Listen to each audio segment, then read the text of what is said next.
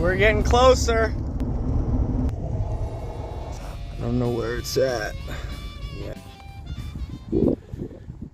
So, I guess some of you guys know that I blew that engine that I had before.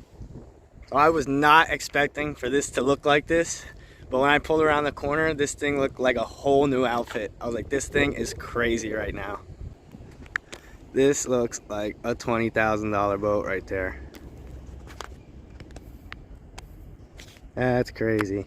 I was expecting to see what I see here, but I didn't realize what it really was going to look like when I pulled around the corner. That thing was glistening in the sun right there.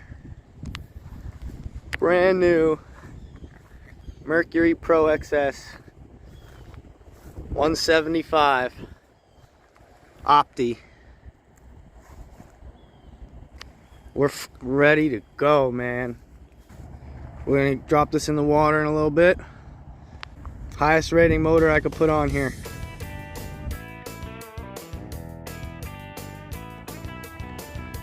I'm really happy with how this thing looks on here.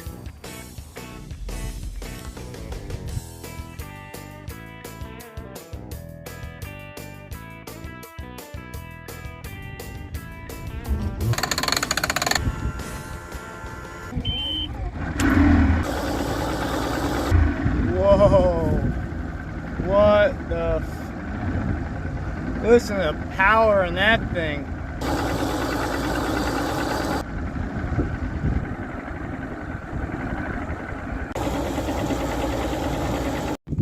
I can already tell that this thing's got a lot more power. I can't wait to mash my foot down to the floor. Pulling up to Clewiston. It's probably like 10 to 15 mile an hour winds right now out of the north. It's not too bad, but it's going to be a lot worse out on the main lake. I actually think I might run the rim canal and fish a little bit of the rim canal. The water is pretty dirty over here, so I'll probably end up over by Cochran's.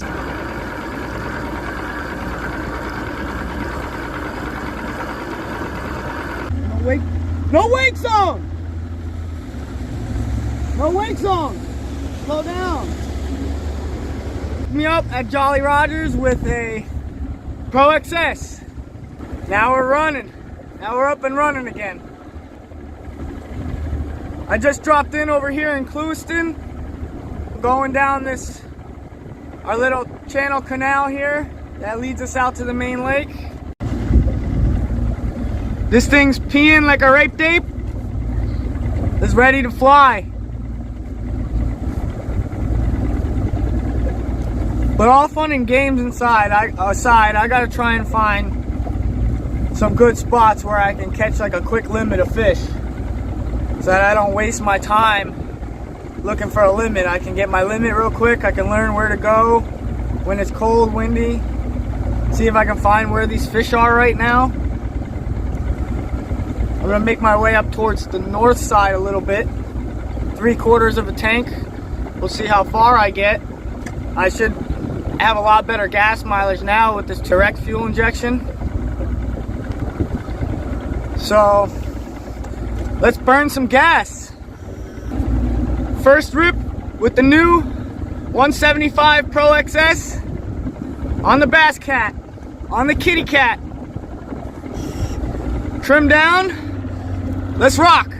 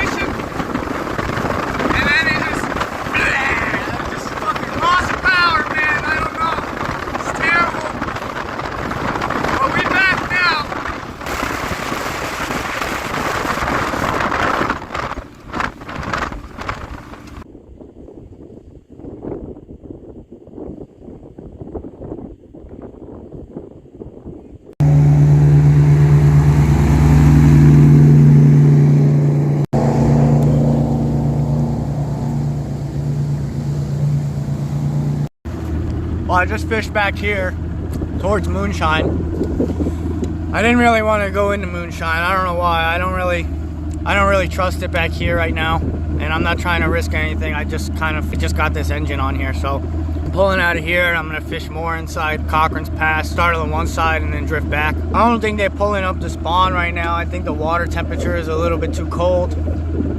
I'm not sure if they're deep, because it's been cold for a while, so that water down deep is probably really cold. They're gonna be looking for some warmer water.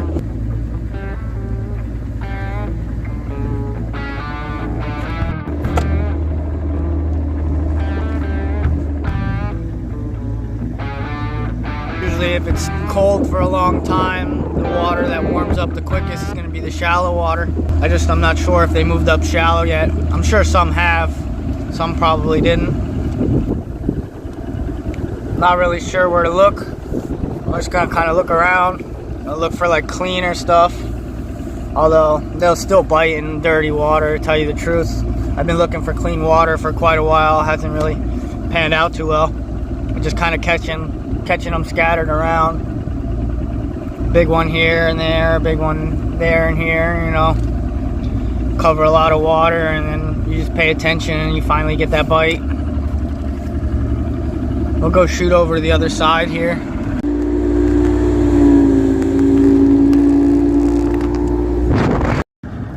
Yeah, this thing is fast. Yeah, wait till you see it. Wait till you get on it.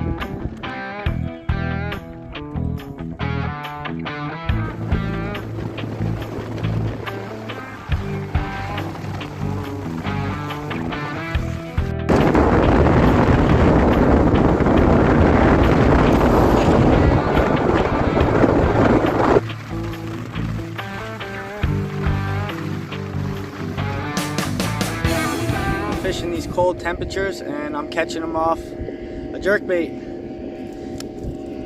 So I'm throwing my ripstop. I got it paired on a 610 mag medium heavy fast Senko sticks.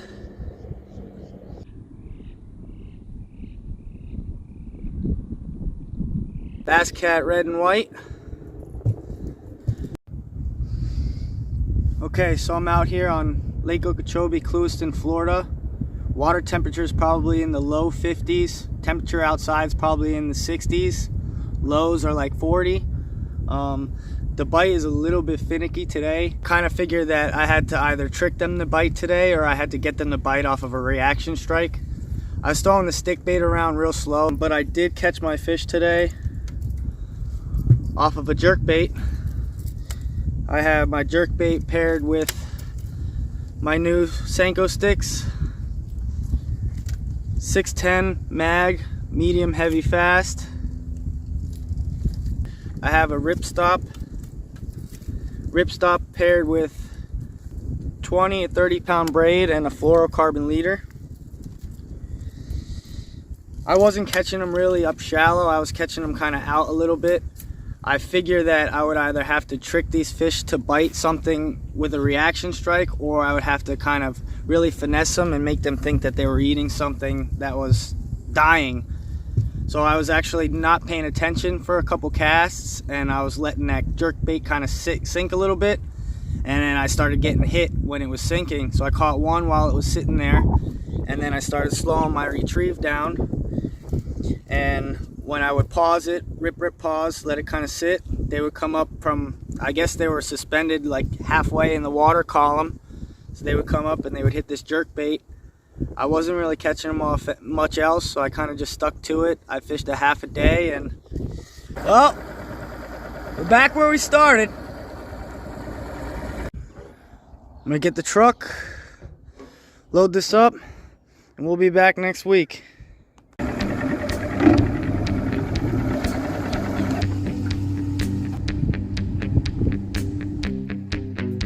Here in Boca now. I'm gonna toss this phone up. Hopefully we'll be at Slim's. Partly cloudy conditions, about 70 degrees outside. Water temperature is unknown, but I'll figure that out later. Got some people dropping in already. Got that Merc ready to go. Transom saver's off. We're down here in Belle Glade, Florida on Lake Okeechobee. About to go find some bass. Alright homies, we're here in South Bay. We're about to drop in and get this party started.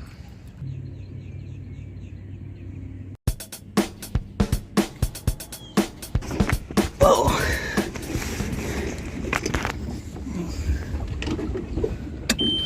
Oh, there's a new engine on here. What? Back out here on the lake. It's a crisp morning. For sure. I don't know how cold it is, but it's cold. We're on the new Mercury Pro XS. I'm the Bass Cat.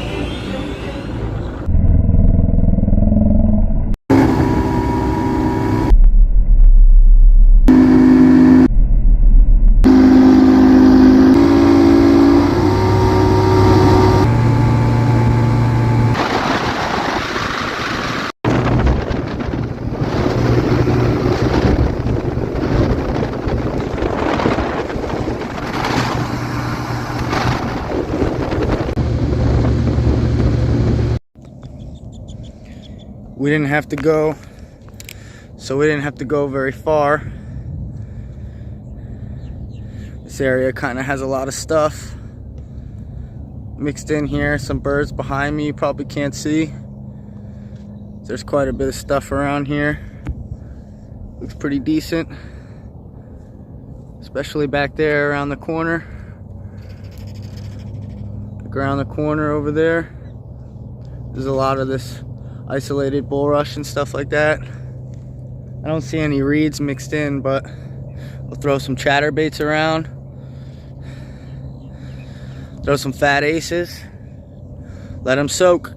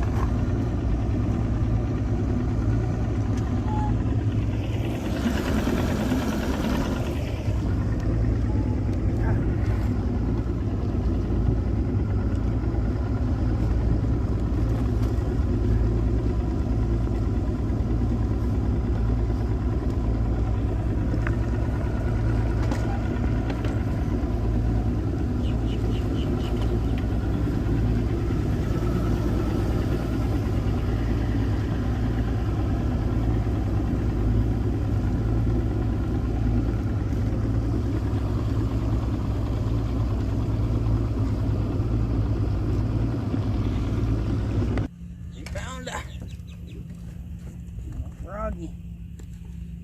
Who says they won't come up to the frog and cold? Oh, here he comes.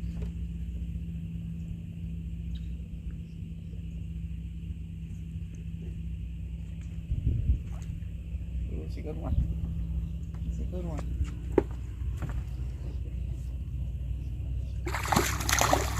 You don't lose them like that.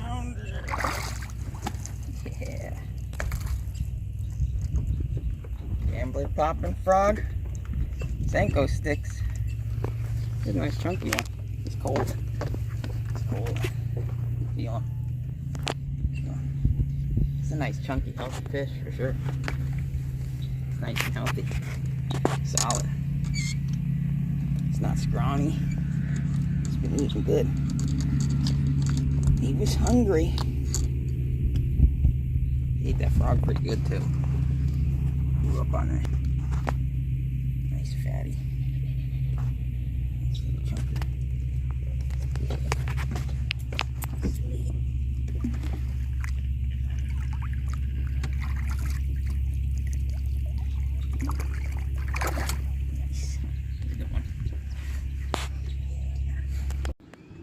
The water temperature on the lake's gone up about 10 degrees. That jerkbait bite kind of died down already. Start getting some slaunches off the toad, some toad eaters. That's a wrap for today. It's about 2 o'clock on a Saturday. Got to get to work at 5. We'll be back here next week on Thursday. Learned a little something. See how we do next week. I'm out here in Belgrade, Florida, and the water temperatures are warming up, and I'm catching them. Today I'm catching them off Gambler Lures Poppin' Frog. It's not the same kind of bite that it usually is. Even though the temperature is a little bit warmer, the water is still a little bit cool. So your standard pop, pop, pop, pop, pop wasn't quite working for me. I really started getting bit when I would go pop and I would let all the rings die. I would just let it sit there. Pop. It was painful. I got 3 bites back to back to back. It was pop, letting it sit, pop, letting it sit. I got it paired up on a 7-3. I got it paired up on a 7-3. Medium heavy fast Senko sticks.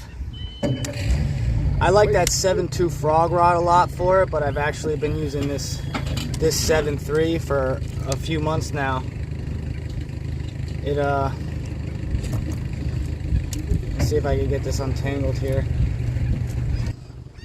I like the load up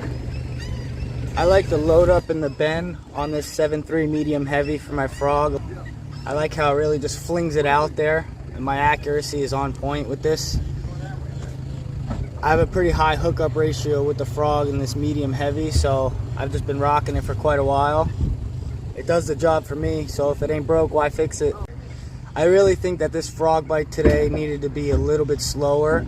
So your standard pop, pop, pop wasn't really getting it done for me. I kind of had to pop it once and let all the rings die. And then the water, it was all quiet, so you would give it that pop and it would be really loud. So I really had to work the frog slow today. Other than that, they're starting to come up. Get out here on Lake Okeechobee. Get yourself some biggins. This popping frog is beast. This popping frog, so you don't really have to work it much. It does the job for you when it kind of just sits in there. It just sits in the water, and then these tinsels just kind of move around. So that's good. You don't have to really work this frog so much. It comes already pre-rigged with a rattle, some big frog hooks that honestly I stick gars, I stick all kinds of sticks, all kinds of stuff, and these hooks are still really sharp. So you don't have to bend them out or anything. This thing comes pre-rigged right out of the box, ready to go, ready to catch them. Check out gamblerlures.com and pick yourself up some poppin' frogs. Now we got the walking frogs in, so don't forget to check those out also. Then I went back to that finesse bite, so I was actually able to catch one. Caught a decent one, fat ace. That was doing pretty good. It's kind of just wiggling it on the bottom, giving it a little bit of a drag. That Okeechobee staple.